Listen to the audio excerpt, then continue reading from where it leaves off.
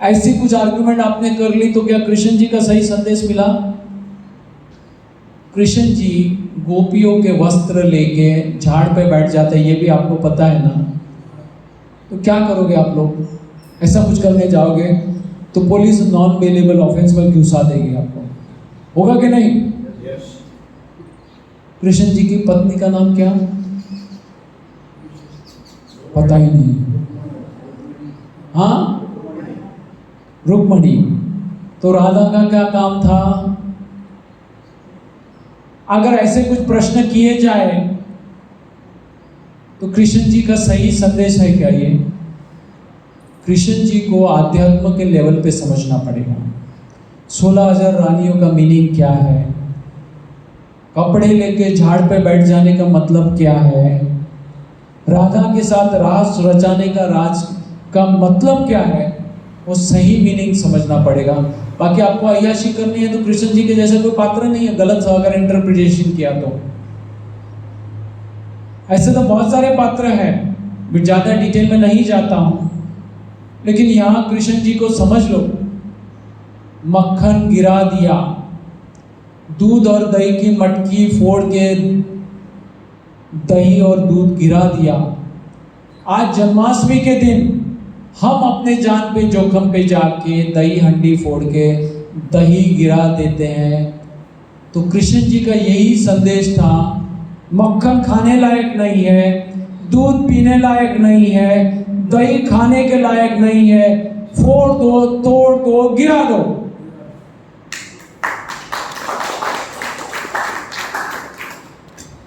बहुत दुख होता है आज, इतना प्रगाढ़ सत्य एक साथ इतनी बार सुनना बहुत डिफिकल्ट लगता है बहुतों को, मैं जानता हूं, लेकिन ये सही सत्य है। आगे भी कृष्ण जी ने, मैं आपको बता देता हूं, मैंने पहले भी बताया था भगवत गीता में, कृष्ण जी ने बताया मेरा प्रसाद क्या है? Alkaline juicy diet. ये जितने भी डेयरी प्रोडक्ट्स है वो एसिडिक है, नहीं होता है। और कृष्ण जी का दूसरा जो भगवत गीता में लिखा है सूत्र है, मेरा प्रसाद क्या है? पत्रम पुष्पम फलम तोयति। उसका मतलब क्या है? फल है, सब्जियां है, पत्तियां और पानी है। अगर होता तो कहीं ना कहीं ये जानवर का दूध का उल्लेख तो आता ना, घी, दूध, दही, मक्खन वगैरह, छाछ, लस्सी वगैरह जो भी कुछ आया।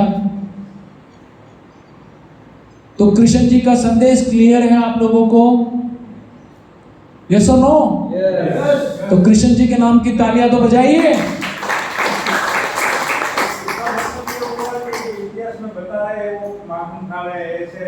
अरे मैं तो वही बोलता हूँ ना, आप एक ही न्यूज 4 चैनल में देखो, सेम न्यूज आती है क्या?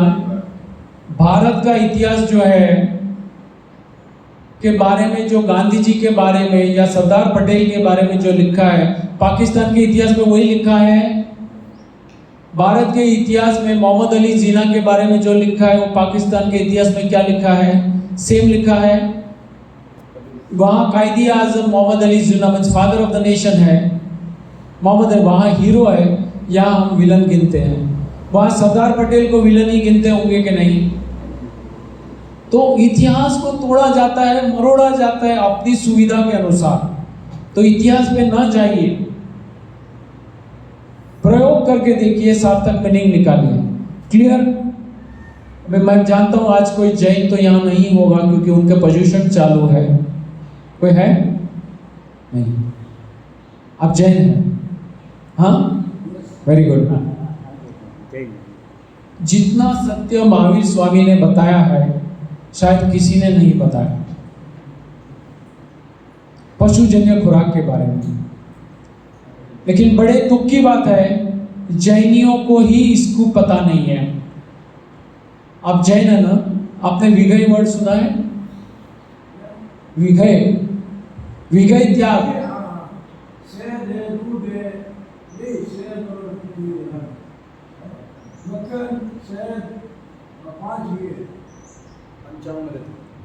नाम तो याद नहीं है। चलो, क्या करना चाहिए? वो लेना चाहिए कि नहीं लेना चाहिए? लेना चाहिए या नहीं लेना चाहिए? क्यों नहीं लेना चाहिए? हाँ, लेकिन प्रॉब्लम क्या है, क्यों नहीं लेना चाहिए? कारण क्या दिया? विगय का मीनिंग क्या है बताइए? विगय का मीनिंग क्या है? महावीर स्वामी ने जो विगय त्याग की बात की है, रस त्याग की बात की है, उसका मीनिंग क्या है आपको पता है? क्यों ये त्यागना चाहिए पता है आपको? 2600 साल पहले महावीर स्वामी परम सत्य बता के गए। अनफॉर्चुनेटली कोई भी महाराज साहब ये बोलता नहीं है, शायद उनको भी पता नहीं है, या है तो भी बोलने को तैयार नहीं है, क्योंकि परंपरा के विरुद्ध जाना पड़ता है, इतनी हिम्मत उनमें नहीं है। विगय त्याग का मीनिंग मैं आपको बताऊं क्या? ऐसी खुराक शायद आपको शरीर में तो हष्ट पुष्ट करे, मस्कुलर बना दे, लेकिन वो खुराक आपके शरीर और मन को विकृत कर देती है। क्या करती है? शरीर और मन को विकृत कर देती है। आप में वेग लाता है, आवेग लाता है, विकार वासना के भाव जगाता है और आपको दुर्गति के मार्ग पे ले जाता है। इतना क्लियर महावीर स्वामी कह के गए। ये क्यों नहीं आपको पता है? ये मीनिंग होने के बाद कोई जैनी दूध पिएगा? तो ये क्यों दबाया गया, क्यों छुपाया गया? आपके साधु संत महात्मा को पूछिए विगय का मीनिंग क्या है, वो आपको आज भी कमजोर मीनिंग बताएंगे। लेकिन ये मीनिंग है महावीर स्वामी का, और महावीर स्वामी ने ये सभी आइटम छोड़ने की बोली जो आज हम एनडीएस में छोड़ रहे हैं। एनडीएस जो कहता है वो महावीर स्वामी 2600 साल पहले का सभी पशुजन्य खुराक का त्याग, मांस मदिरा का भी त्याग, मदिरा का त्याग बोलते हैं, मद का भी त्याग बोलते हैं, तेल और तली हुई चीज का भी त्याग बोलते हैं, गुड़ और शक्कर का भी त्याग महावीर स्वामी ने बताया। हाँ, उस वक्त गुड़ ही था, तभी शक्कर तो थी ही नहीं। अगर आपको सही स्वस्थ और आध्यात्म के मार्ग पे जाना है तो इसका त्याग अनिवार्य है, ये बता के गए। लेकिन हराम के बराबर। एक बार मैं सर्च मार रहा था कि भाई गूगल में और कौन कौन महात्मा बोले, अरे देखा तो मेरी 3-4 वीडियो के अलावा कोई है ही नहीं। मुझे बड़ा दुख हुआ, मैं तो एक सामान्य आदमी हूं, इतने सारे बड़े महात्माओं कर क्या रहे हैं? बस परंपराएं। हाँ वही है ना, हमारे कंफर्ट्स, हमको कोई झंझट में पड़ना नहीं है, चल रहा है।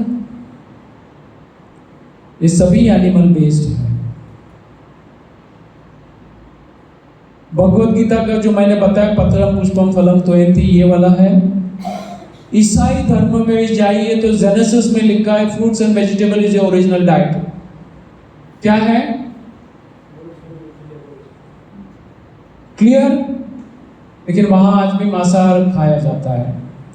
ये सत्य कोई जानता नहीं है, और जिन्होंने किया उन सभी के स्वास्थ्य सुधर गए।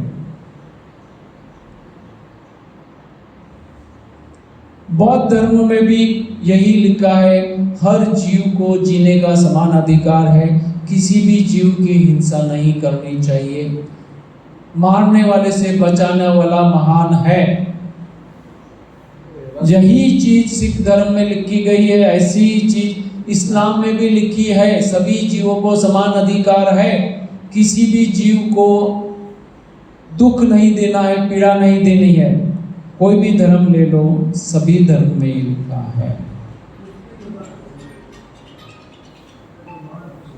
क्लियर? ये जितने भी चेहरे आप देख रहे हो, विराट कोहली हो,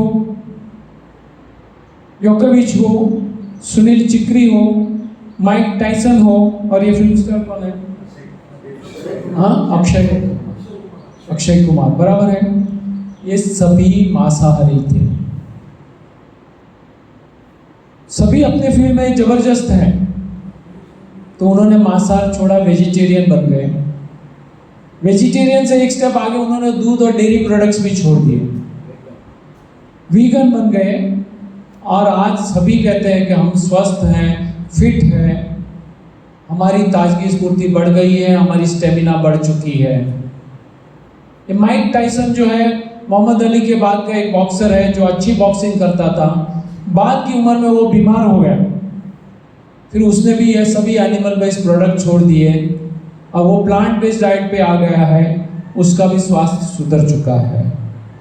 जब वो लोग कर सकते हैं तो हम क्यों नहीं कर सकते हैं? समझ आ रहे हैं? ये जानवर जो है,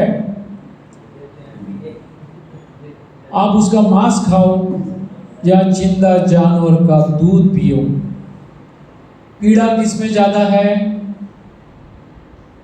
देखो, मरने के बाद उसको काट दो, कुछ भी करो, क्या फर्क? हम भी तो जला देते हैं ना मरने के बाद, कोई काटता है, कोई जला देता है, तो किसी ने खा भी लिया तो वो बड़ा नुकसान है, या जिंदा जानवर को दुख देके उसका दूध पीना खराब है?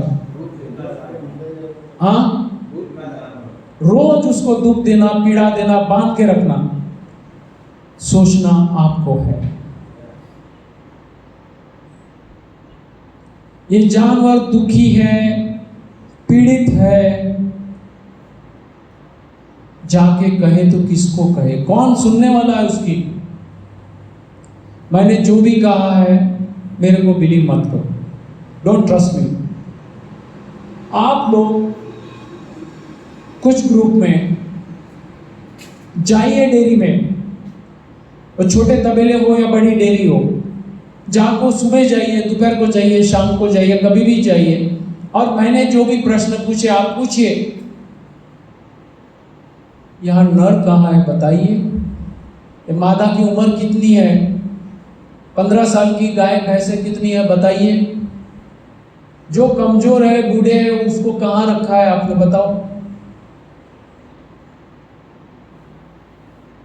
इतने कत्ल खाने क्यों चल रहे हैं, इतने जानवरों की कत्ल क्यों हो रही है, इतना मांसाहार सस्ता क्यों हो रहा है? आपको मालूम है बकरी का मांस क्या भाव होगा अंदाज से किसको पता है?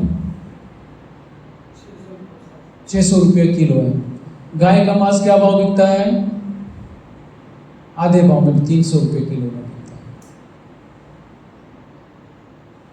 पूछो ये सवाल। हम सभी जीव दया की बड़ी बड़ी बात करते हैं।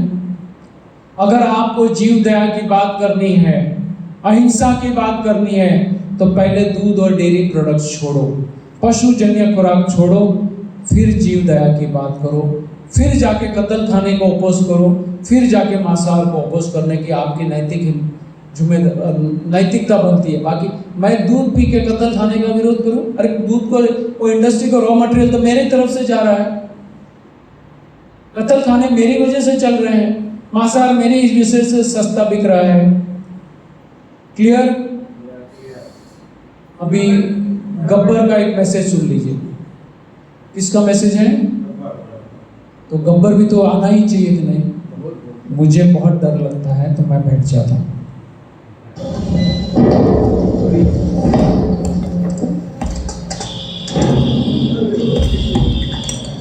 चीज़ी फ्राइज खाओ या मिल्क शेक ऑर्डर करो, पनीर बटर मसाला मंगाओ या पनीर भुर्जी, चीज पेस्ट ऑर्डर कर। चीज पेस्ट भूल गए सरदार, प्रदीप शाह के इवेंट में बैठे हो आप? प्रदीप शाह, बचपन से डर लगता है इस नाम से, क्योंकि बचपन में भी जब मैं दूध, दही, मक्खन, खीर की जिद करता था तो मेरी माँ कहती थी कि गब्बर चुप बैठ,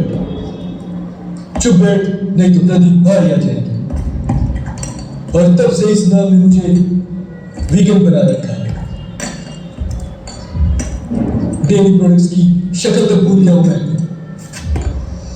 इसीलिए अभी तक इतने जवान हो सरदार, माशाल्लाह, बाल देखो अभी तक काले हैं तुम्हारे। बात तो सही कह रहा है, ये प्रदीप भाई की शिक्षा है जिस वजह से आज मैं इतना तंदुरुस्त हूँ। न ब्लड प्रेशर, न डायबिटीज, न हार्ट, कोई बीमारी नहीं है। और आज तुम्हें मैं यही समझा रहा हूँ कि छोड़ो ये सब डेयरी प्रोडक्ट्स और रॉ वीगन खाना शुरू करो। वीगन जिंदाबाद। थैंक यू प्रदीप भाई, थैंक यू सो मच हमें वीगन बनाने के लिए।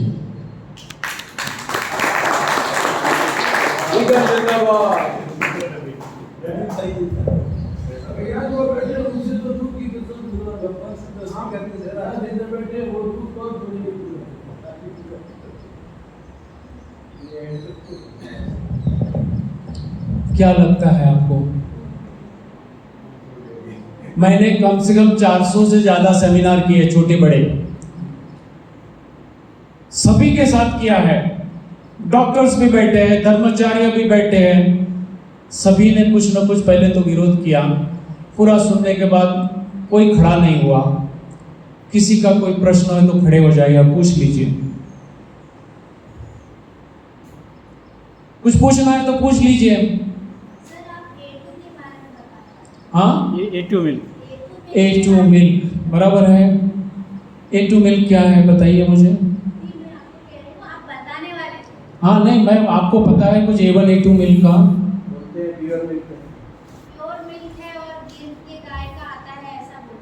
बराबर है।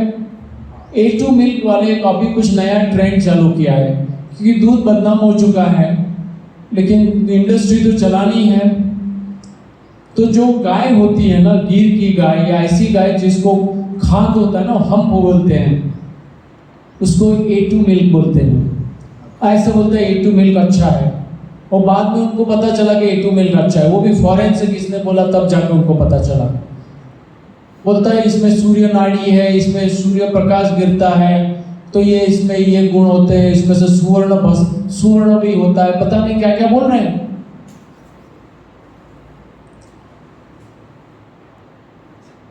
ऐसा कुछ होता तो कृष्ण जी ये नहीं कहते कि दूध पीना छोड़ दो, मक्खन मत खाओ, दही मत खाओ, मटकी फोड़ दो, तोड़ दो।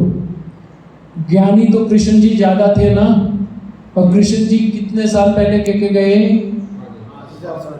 तभी A1 गाय थी यहाँ पे। ये तो विदेशों से आई ना, ज्यादा दूध देती तो हमने क्या मंगाया, जर्सी गाय मंगाई, होल्स्टीन वगैरह जो भी है, मुझे उसमें ज्यादा डिटेल में नहीं जाना। बराबर है। महाभारत के वक्त या कृष्ण जी के वक्त कौन सी गाय थी, A2 गाय, A2 गाय, बराबर है। महावीर स्वामी के वक्त कौन सी गाय थी, A1 गाय तो थी नहीं ना इंडिया में, तो वो कह के गए, तो कौन सी गाय के लिए कह के गए, बराबर है। तो आप समझ गए।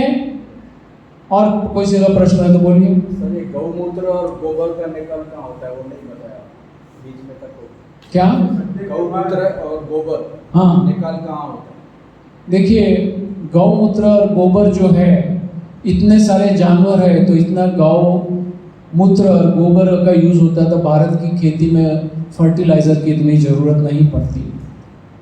लेकिन ये जो गौमूत्र है और गोबर है, यूज करने लायक नहीं है, क्योंकि इसमें तो दुनिया भर के इंजेक्शन दिए हैं, एंटीबायोटिक्स दिए हैं, गलत खुराक दिया है। इसके लिए जानवर को खुले छोड़ देना पड़ता है। वो जंगल में जाके जो उसको जो खाना है खा के आएगी, वो 10 किलोमीटर, 20 किलोमीटर, 30 किलोमीटर तक जाएगी, खा के आएगी, सूर्य प्रकाश में रहेगी, तो उसका जो है गोबर है, गौमूत्र है, उससे तो अच्छा है। बराबर है। अभी बात है गोबर की। अगर आपने गोबर का जो है खेती में यूज किया, अच्छी बात है। गौमूत्र का जो है कुछ स्प्रे करके, एंटीबायोटिक का यूज, जैसे जो स्प्रे करते हैं ना कीटनाशक की जैसा, कोई बुरी बात नहीं है, कोई बुरी बात नहीं है।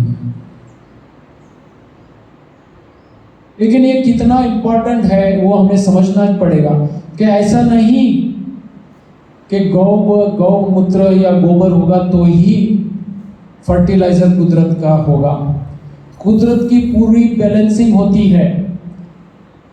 सही खाद क्या है आपको पता है? कुदरत की ये झाड़ की पत्तियां जो गिरती है ना, सूख के गिरेगी तो वो कहाँ जमीन में विलीन हो जाती है, तो वो सही खाद है। अभी इसमें जो है गाय का गोबर ऐड हो गया, भैंस का गोबर ऐड हो गया। भैंस के गोबर की बात नहीं करते, लेकिन क्या गोबर वो गोबर है, अच्छी बात है। कोई भी प्राणी जो है अपना एक्सक्रीशन करता है, वो वापस, वो कुदरत की व्यवस्था है कि वो वापस रिसाइकल होके हो जाती है। महिमा करनी है तो अपने गौमूत्र की और अपने गोबर की क्यों नहीं करते हो? हमारे प्रधानमंत्री अपना यूरिन पीते थे ना, मोरारजी देसाई।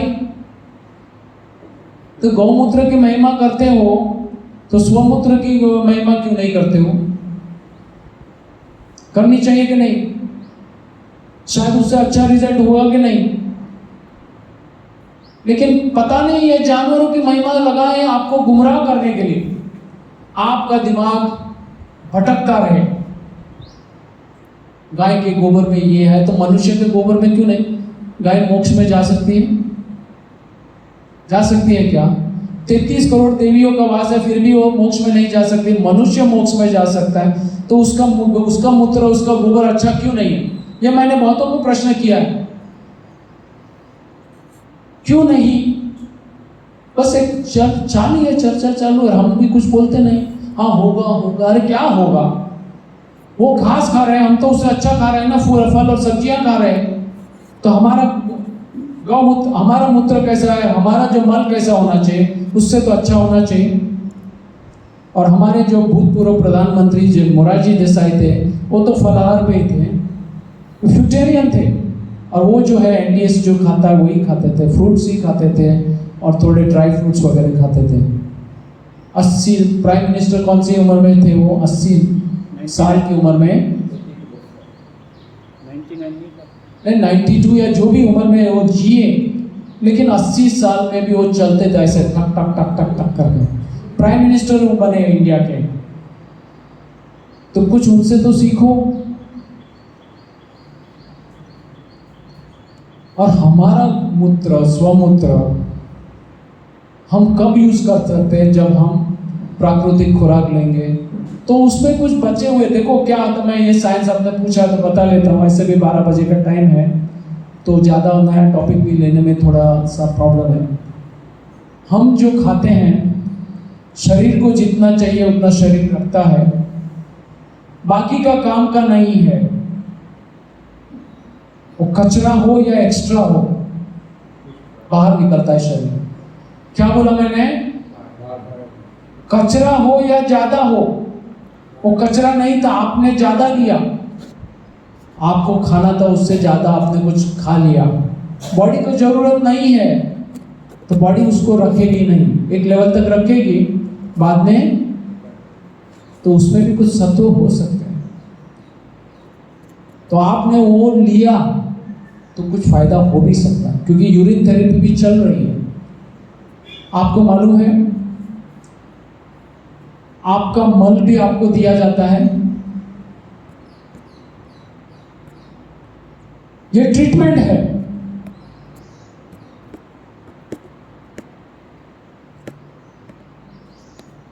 आपके शरीर की गट बैक्टीरिया होती है, आपको पता है गट बैक्टीरिया होती है, अगर वो कम हो गई या ठीक नहीं है तो आपको अनेक बीमारियां होगी।